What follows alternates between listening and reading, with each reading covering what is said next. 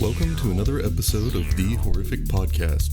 We're two musicians who used to play in a band together and share a passion for scary movies. Each week we pick a different horror movie and dissect it to figure out what it was trying to accomplish, how well it did, and maybe even some larger truths about why people watch horror movies in the first place.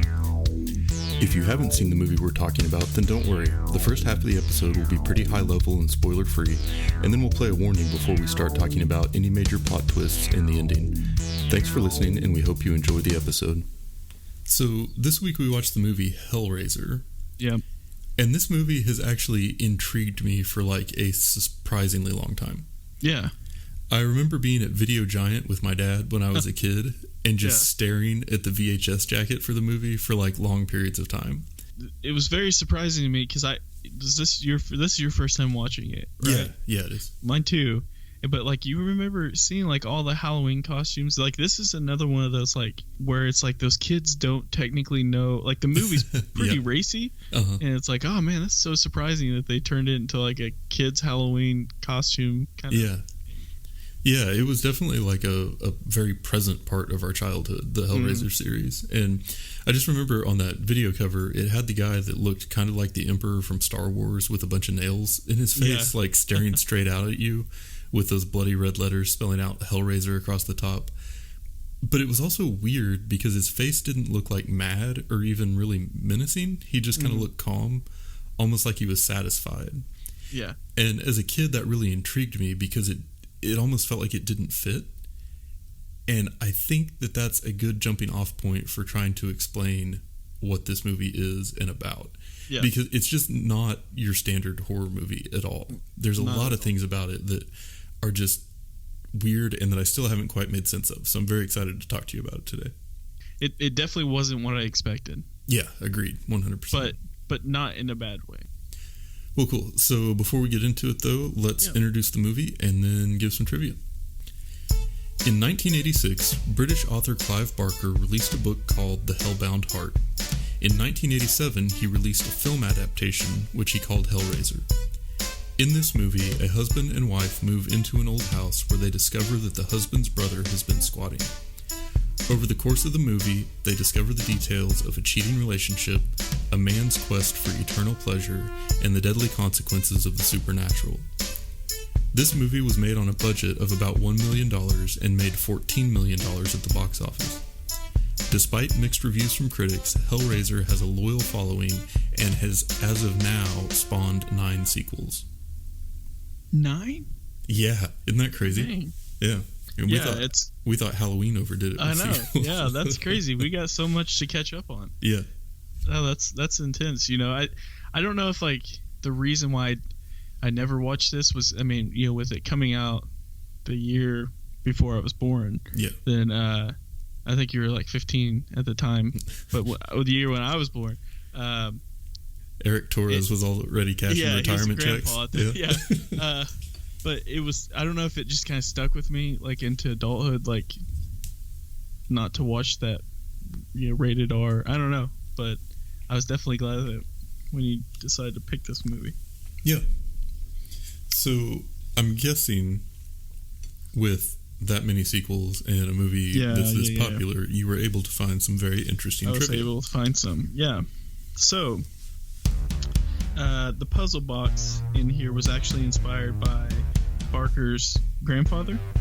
The grandfather brought back the puzzle box from the Far East, and when he got home, he had a lot of trouble trying to figure it out, like how to open it, and that kind of spurred the idea of like, once you unlock this box, what actually happens? Yeah, which I thought that was kind of cool that Grandpa doing that. Barker also prefers the name Hell Priest instead of Pinhead. Oh, yeah. You know, the main bad guy in this movie goes by Pinhead because he has a lot of pins in his head. Makes sense for all you simpletons out there. Just like Pillowface.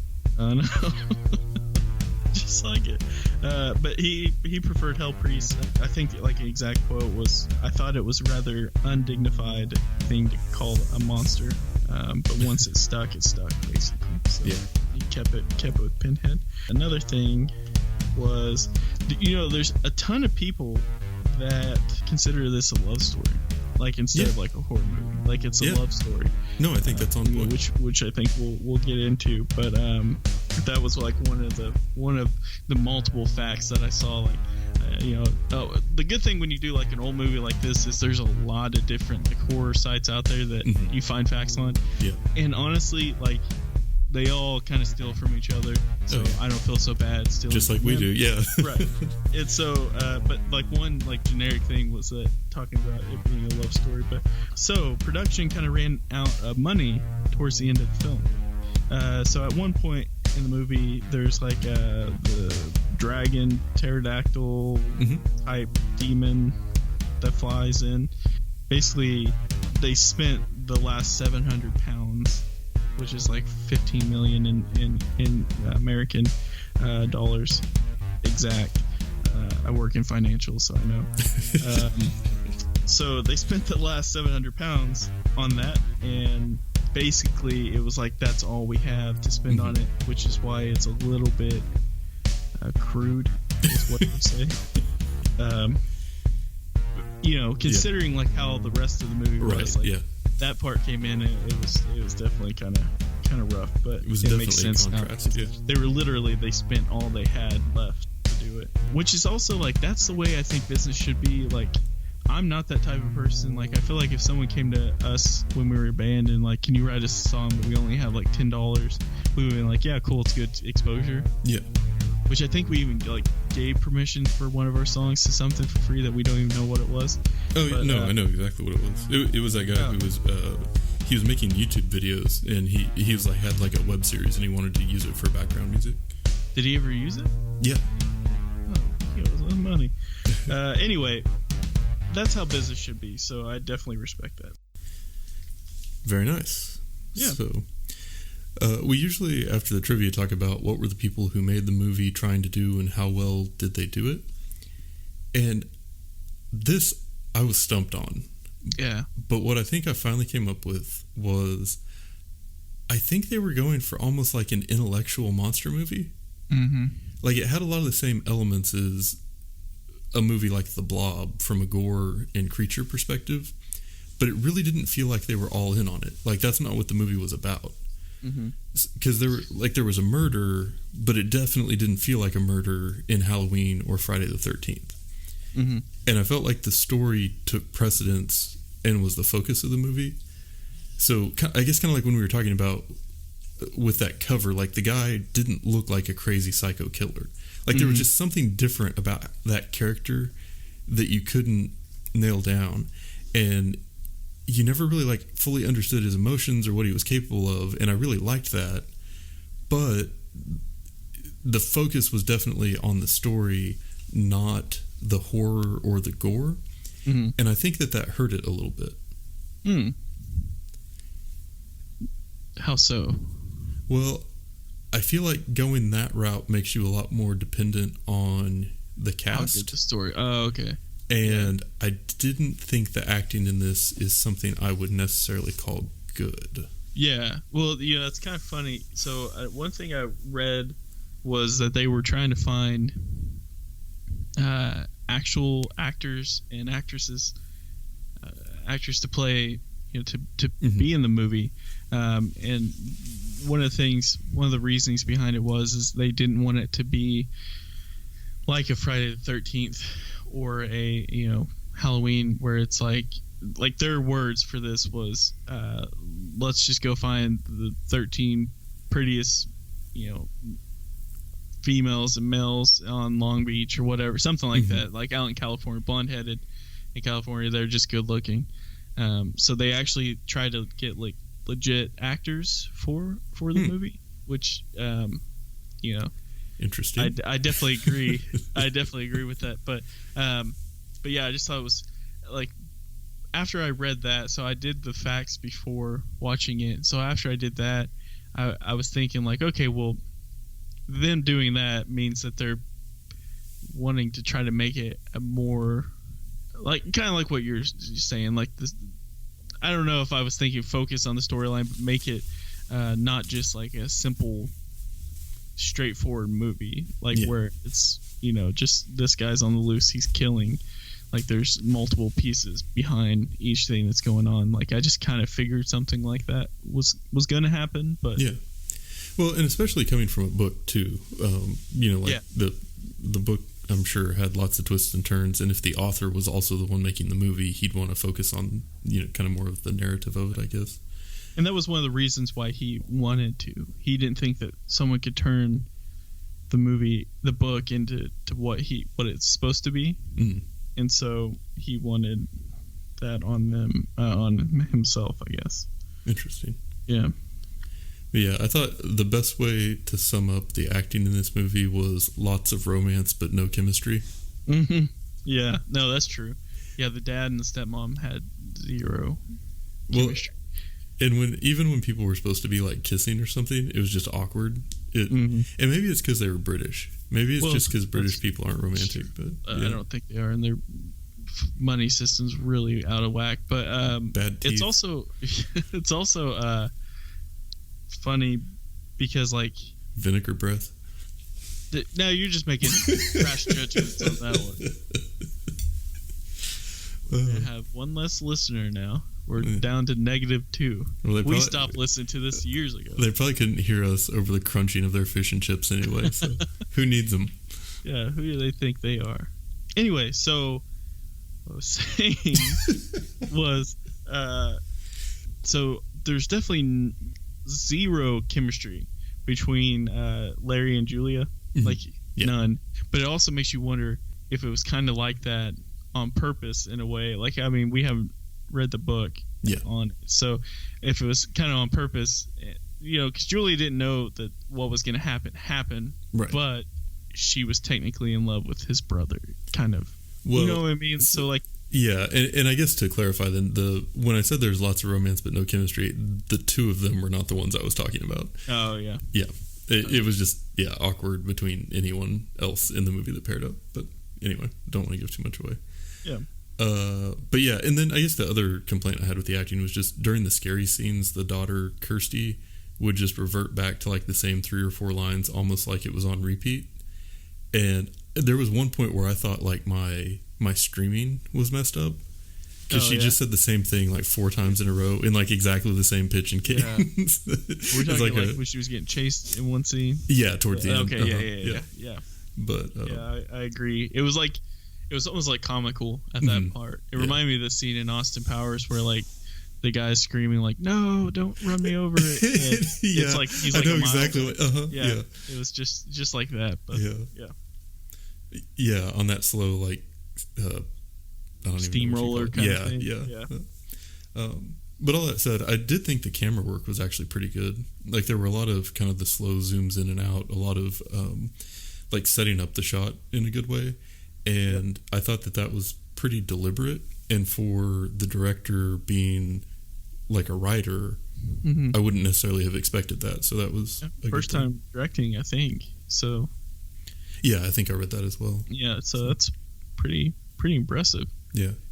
And there were, I thought, also some good scene changes. Like a lot of them were very boring and to the point, but there were also a few where like all of a sudden it cuts to the pet store where there's a monkey screaming at a kid. And it, just like it stuff that would capture your attention, pull you back into the scene, keep you on the edge of your seat a little bit. I thought that was pretty well done. Yeah. But what did you think of the music in this one? So there was a couple times where it was playing like some old school horror movie, like organ sounding music, like when Julia's walking upstairs and stuff. And I was like, actually, I like that. Like, I'm cool with that because it reminded me. I mean, it is technically an older horror movie, but it reminded me of the older horror movies, like where they only had like the piano, or the organs.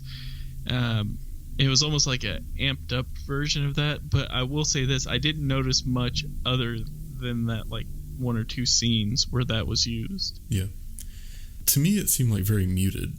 Like almost like there was an orchestra playing a couple buildings over. Oh yeah. And so it it was just kind of there. It wasn't really accentuating the scenes as much a lot of the times. And we talk a lot about, with horror movies, the usage of music is a big piece of how it makes you feel what you're supposed to be feeling. You know, like the same thing that the people on stage are or on camera are, because you're comfortable, you know, in your movie seat or on your couch. And that music is a really good way of evoking feeling that adds or builds on what they're doing visually. And this movie, I felt like, did not do that well. And so there were a lot of scenes that I felt like were supposed to feel a lot more urgent than they did, because the music didn't do a good job of supporting them. Gotcha. Yeah, and that definitely makes sense. I can see that.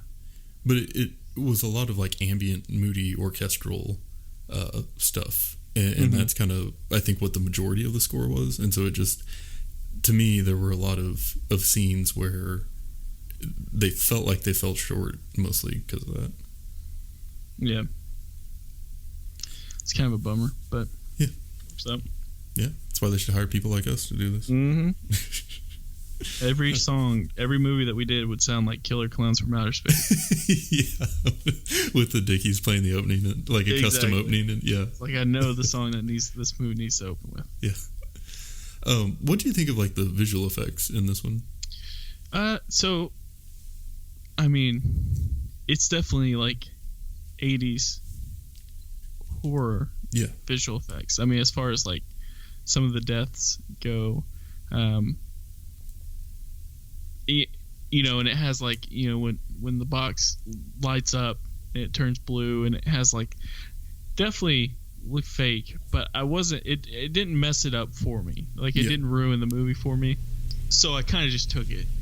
It kind of made me think of like the original Terminator, like some of the some of the effects that they had. Yeah, it was like that's the same. So it's definitely like I felt like it was right for the times. Like it was probably the best they could do with $1 million budget. But you know, like I was kind of saying in the facts, like the one scene where the dragon thing comes down, that was kind of rough. It looked like it was like transposed on top of the screen almost. But still, I mean, it didn't bother me, I guess. Yeah. They were a little more hit or miss for me, which, knowing that about the dragon, that makes more sense now. But I also didn't much care for Frank's visual effects. Oh, you didn't? During a lot of the time when he was sort of taking shape. I thought the early his introduction in the early one, yes. Yeah. But it was more like the intermediate one. Right. Where like it was uncomfortable to look at, and it just looked overly fake at some points to me, and it was like distracting. Like, and it reminded me a lot of Freddy Krueger, but like slimy. And why? On the other end of the spectrum, though, I thought the Cenobites were great. Oh yeah, I thought they were all super memorable. They all had uniqueness, despite not a lot of like dialogue or background, and they were all just creepy and kind of terrifying. Yeah, and so I thought that the costuming and the effects for them was just over the top, super good for the time. Yeah, I think for Frank, it was like the first two versions of him, like I thought looked pretty good.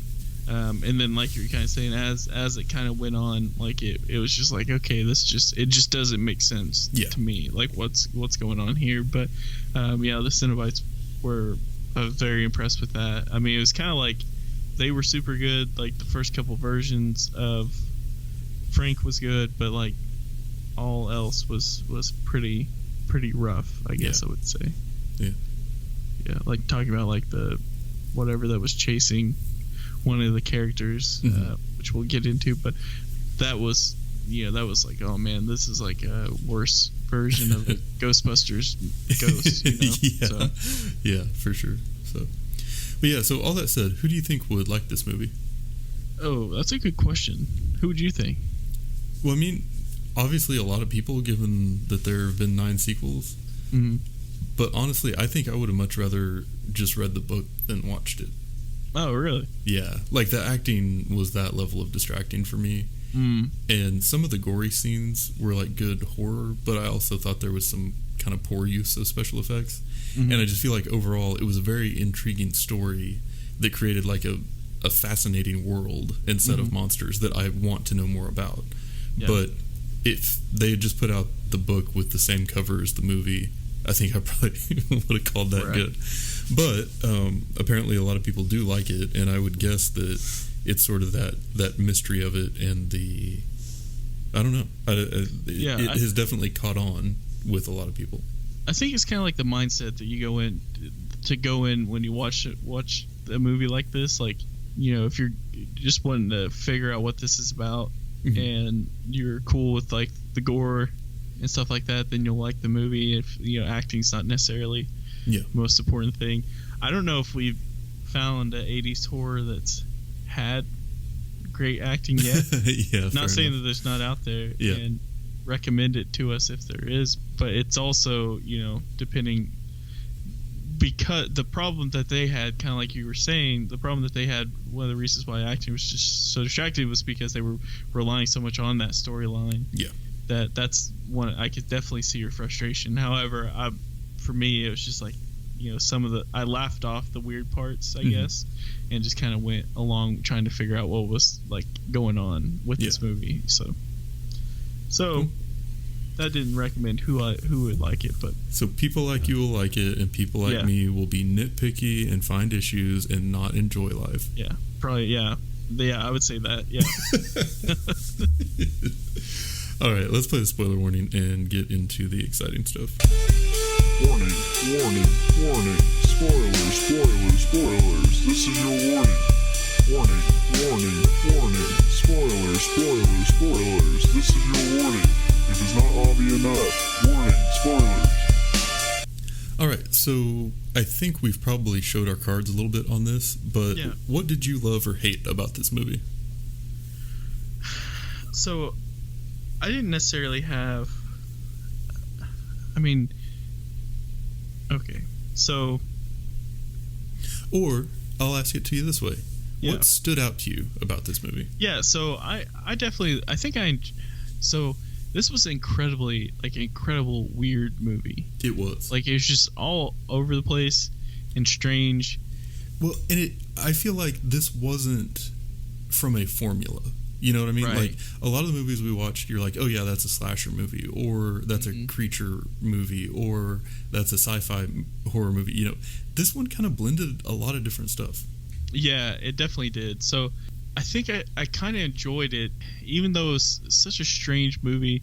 I enjoyed like the idea of what they were trying to pull off there. Now, I was definitely, one thing that kind of confused me is like, it briefly kind of touched base on why like Frank was trying to get the box, but like I didn't really know why he was trying to get that in the first place.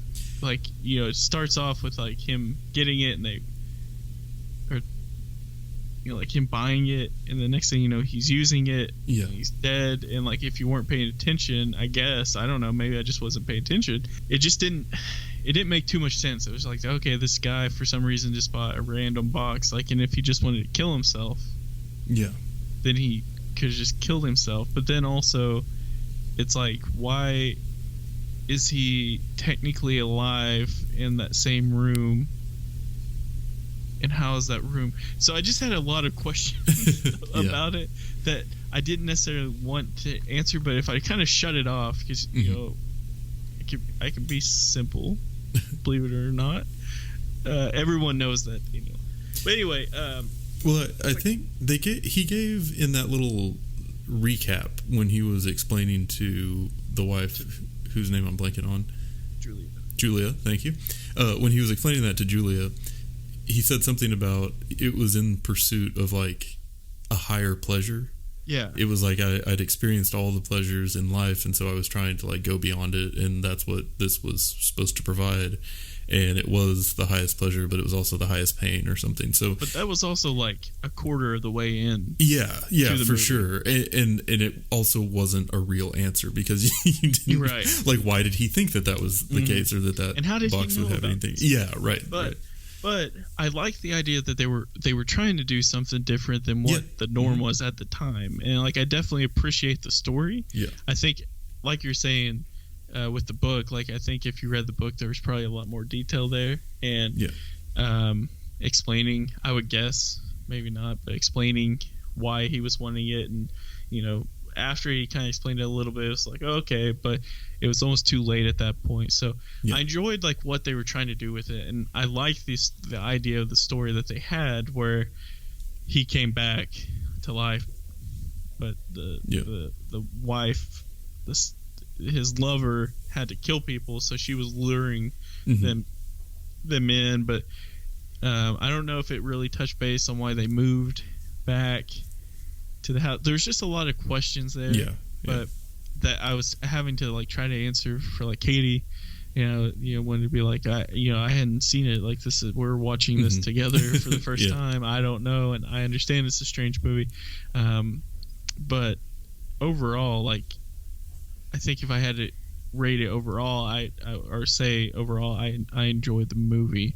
There were just those things that the acting was rough, like the dinner scene where Julia gets up and she's like, "I gotta go to bed," or whatever. It's just like, that was just awkward too, and that's probably what they're wanting, but it was super awkward. It was just like, that doesn't make sense. Like, acting strange, and the guy's like, "Well, we gotta go too," and Larry's like, "No, I don't know." It's just strange. Also, like, I guess here's what stood out to me: the fact that I had so many questions about the movie. You know what I mean? Yeah, for sure. It was just like, it left a lot of questions going on throughout the film. That's what stood out the most to me. The storyline is something that I wanted to enjoy, and I think I did, but there was a lot of filler that confused me. I wish that that Pinhead had been, like, he had been seen more, like he had more, because like I enjoyed those. That is actually my thing that stood out to me most. Yeah, in like I wish I saw him more. Because that when we finally did see him, like, that's the creepy part for me. Like, it's not the mom bringing someone up to murder him. I can live with that. Yeah, it was like seeing these dudes. It was like, oh my god, it's incredibly creepy. Yeah, 100% agree with you on that. And that's the whole, all of my notes about like what stood out to you or what did you love or hate were around the Cenobites, or the group of creatures that Pinhead was part of. Were creepy. They were super creepy, and you didn't get any background or anything. They were just kind of there and like all powerful for most of the movie, and you couldn't predict what they were going to do. But I felt like they were by far the most interesting part of the movie. Yeah. But like 90% of the movie was about Frank and Julia, and I hated both of them. I didn't think that they were good actors, and I didn't really like their storyline, and I didn't like the way they interacted with each other. Like, I just wasn't interested. And so it really reminded me of what you had said in or something you brought up about the first Nightmare on Elm Street, about how Freddy's only actually on screen for like 12 minutes. And I hated it then, and I hate it now. Like, when you create such like a good, interesting villain, and then you make the movie about people that aren't like interesting because they're not good actors that I don't empathize with, you're letting me down. Like, what I want is I'm watching a horror movie because I want to know about the villain. I want to know about the bad guy and the danger and building all that stuff up. So that was kind of, I guess, what stood out to me with it. Yeah, and I would also think that, technically haven't seen any of the sequels, but I have a feeling that he shows up more just like Freddy kind of did. Hopefully they picked up on it and fixed it. Yeah. Cool. Yeah, so I'm going to try and keep it shorter on the scenes because we're going long, but do you have a couple that stood out to you? Honestly, it's the scenes that, Pinhead's involved. Like, anytime that he kind of showed up, I would say the hospital scene where Julia, the daughter, figures out kind of what's going on, and she, with the box, and she turns it on and it opens the door. Yeah. I like that idea and what they did. The whole going down the long hallway and then turning around and running back after getting chased by something. It didn't make sense really at the time. It really didn't make sense until towards the end of the movie, like where the doors open and the monster's still there. But that being said, like, when she gets back into the room after being chased by I don't know what that monster is called. I'm just gonna say monster, and that's when Pinhead and the others show up in that room, and so eerie and Yes. creepy, and like they're Yeah. just standing there watching her, and it's like they could do whatever they want to her. The door's locked. Anyway, so that was definitely a scene that I enjoyed parts of. Yeah. The other parts, not so much. Another one I think was, this is just a small little thing, but after the dad cuts his hand at the beginning of the movie and goes upstairs to that room, and the blood drops on the floor and kind of soaks in, like that whole scene. I was like, that's okay. So that's what's happening here. Well, yeah, because you'd had that kind of gory scene in the very beginning, but then it was just very kind of like the guys are moving into the house. The daughter doesn't like the stepmom, like just kind of like a lot of movies do, and just kind of setting the scene. But in that one, it got real intense real fast because you knew that stuff had gone down in that room. Right. And then you see the blood drips onto the floorboards, and then it's like they suck it down, and you see that almost like heart-looking thing that fills up with the blood. And then that creature just like reverse melts out of the floorboard after they left. And I was like, yes, okay, this movie is going to get real intense, and I'm into it, and stuff's going to go crazy from this point forward. And then I felt like it stalled out a little bit because then you had the whole like, oh, well, now she has to go up and talk to him and then lure people in to get him. And, you know, so but that was such a good scene. That was such a good step up of the story. That was such a good like pivot in the movie that it really, I thought, was extremely creative and also just pulled off really, really well. Yeah. Yeah, I mean, that's I guess what I was kind of trying to explain with like the whole acting thing. Like the acting up to that, like even like him like barreling through, like he's gonna almost like he's passing out, but he's totally fine, kind of thing. Yeah, like that was terrible acting, but then it does something cool right after. That's what got me, you know. Yeah. So, and then also any scene that had boobies in it, like I'm down. You know what I mean? We're keeping it real here. Even Frank's. Yeah, obviously. Oh man. Another one that stood out to me that was just real weird was that cut to the dream sequence. So all of a sudden, it just changes to this room where there's all these white feathers floating down, and the daughter is there dressed all in white, and there's a baby crying somewhere in the distance, and then there's a body that's like covered up with the feathers, and then it just like starts oozing blood, and then she pulls a sheet off, and it's her dad's corpse. Yeah. And like, because you've already seen like the weird intro sequence, and then you saw what was happening in the attic, and then that happens, and you don't have any way of knowing if that's real, if this is like more of what's going on, or if it's just a dream or what's happening. So I thought that was kind of a cool thing that was very unlike a lot of the rest of the movie, and so it stood out to me because of that. Yeah, I definitely agree. Yet again, the confusing part for me on that was like, how does she have dreams like that? Yeah. It doesn't even explain. Like, is this just a random dream? Yeah. Is she like immediate? Anyway, so those are the confusing parts, but yeah, I think it had like bits and pieces where it's like, oh, that's actually like cool idea. That's a legit idea. But the thing that bothered me was the creepy dude who, like, I don't even know his name, but he had like the beard and brown hair, and he ate crickets. Yeah, the homeless guy. Yeah, that was always just kind of there in the background. Yeah, that was my, I was just like, that doesn't make sense until the very end. Yeah, we'll get there. Yeah. So yeah, I guess the only thing left to talk about is the ending, and oh my god, this ending. So it started off good, where Kirsty takes the cube back into the house and finds her stepmom and what she thinks is her dad there, safe and sound. Right. And for some reason, she doesn't notice the blood on her dad's hairline or shirt, but whatever. She figures out that it was really Frank in her dad's skin, and then he tries to kill her, but she tricks him into going back up into the upstairs room where it all started, and then the Cenobites show up and shut him down hard, and I loved that. But then there's this super extended scene where Kirsty is trying to get out of the house, and she keeps closing the cube and sending one of the monsters back to their dimension. You're right. But then she like closes it again to get the next one, and it's like how many twists does it? Anyway. Well, I think was she just opening it and closing it? That's how my simple brain thinks. I didn't see the opening part. I just saw her doing exactly the same motion to close it. Yeah, I thought after it had already been closed over and over. I know exactly what you're talking about, though. But then eventually she gets them all, and then the house burns down into these like 6 very convenient piles of burning stuff on a road where there's no foundation from a house. Yeah. And then the homeless guy who's been like randomly there through the movie shows up, picks up the box from the fire, turns into a dragon, and flies away. And I'm not joking, that's the real ending of this movie. Mm-hmm. And now that you say that they had to go all disc 2 of Xenogears on the ending, it makes sense that it was weird. Yeah.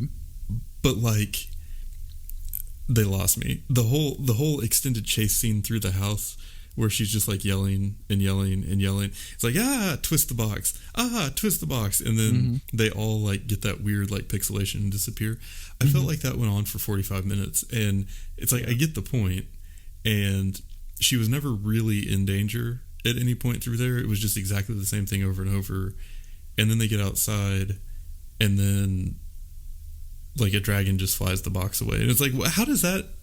And I get the idea that apparently there was some kind of creature that was in charge of retrieving the box and taking it back to the place where Frank had bought it in the beginning, but there was no development for that. It didn't tie back into anything else throughout the movie.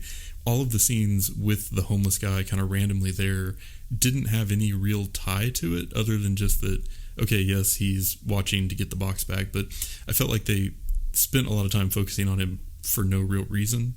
And I don't know. At the end of the movie, Sarah and I both looked at each other and we were just like, what? Right. Yeah, it was definitely super confusing. You think, though, like, they can't necessarily do it like she's like an action where she's just running through the house, like zapping them and they're gone. My real main beef with the ending was 2 parts, and that was when Butterball Cenobite, the fat guy, was attacking her, and like he ended up having the things fall on top of her, but she never zapped him. So like, she may have, I just missed it, but like I'm pretty sure she didn't, and so like he's still there. I'm hoping that like he's just found like true love at this point, and he's happy with his life. But then the others, when they open the door and the monster comes in, that whole struggle, that's what seemed like it took like 45 minutes for me. That part, that struggle, and it's like just anyway. So that was, and then at the end when it shows the homeless weird dude come up, it like for me, like after he had, turned in, grabbed the box, grabbed the box and left. That's when it was like, oh, okay, I see why. Who he was, and like luckily they added that ending part in. Otherwise, we would just be like, why the frick did they just have this random dude eating crickets?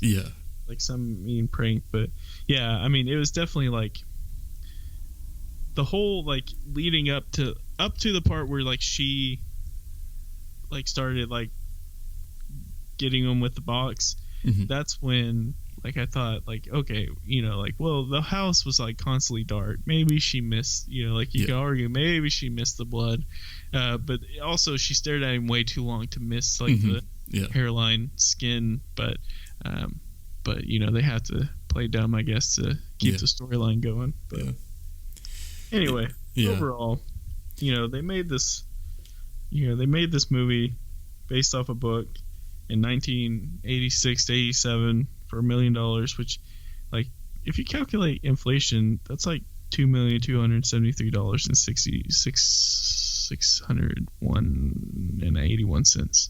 I thought you were going to say it was like 225 pounds. That's also 700 pounds in that's how much 700 pounds is. But anyway, for what they did, considering this guy was making his own movie, directing debut over his own book, you have to think like it's as close to the book as possible. Now, I did read also where they got pulled back like on ratings, as every horror movie in the 80s did. And also, I don't think Canada allowed this movie for the longest time. But anyway, typical Canada. Overall, I don't know. They overall, for what they had to work with, they could have added some better acting, but you can only do with what you got when you got $1 million. Yeah, and I think the movie had a lot of good ideas, and it created an interesting world to build, and maybe that's more kind of what the sequel's focused on. But my biggest takeaway was that I didn't like the way that they chose to spend the time that they had Yeah. Like the parts that got developed versus the parts that didn't. Yeah, explaining things they didn't have to. Yes, and not explaining them more interesting. Right. So, but yeah, Yep. and I do like. I think that the movie was trying to make a point about how giving yourself over to worldly pleasures and living a life of chasing them is empty and leaves a lot of hurt people in your wake and leads you to your own destruction. Like, I get that overarching theme. And that said, the guy who wrote this movie definitely got cheated on, like maybe more than once. Oh yeah, absolutely. Yeah, I think doubt about it. it's like he's writing what he wants to see happen to the guy that his wife cheated on him with. Mm-hmm. And that guy's name was Frank. Probably. Such a sad day. Yep. That's a sad way to end a podcast, man. I know. Don't cheat. I guess. And that's it for today's episode. If you've listened this far, then thank you, and we hope you've enjoyed it. We're always looking for new ideas, so if you have any questions, comments, or movie suggestions, please send us an email at thehorrificpod@gmail.com, or feel free to comment on or message our Facebook page. Just search for The Horrific Podcast. Thanks for listening.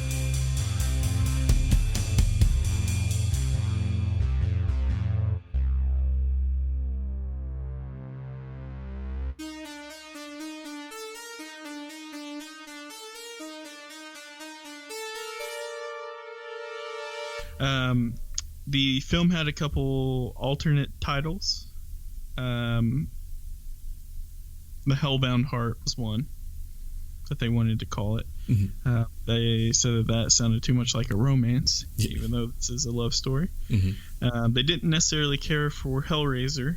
And Barker said he'd only change it if someone could come up with a better alternative. According to him, one of the very English, very proper ladies working on the set said it should be called What a Woman Will Do for a Good Fuck.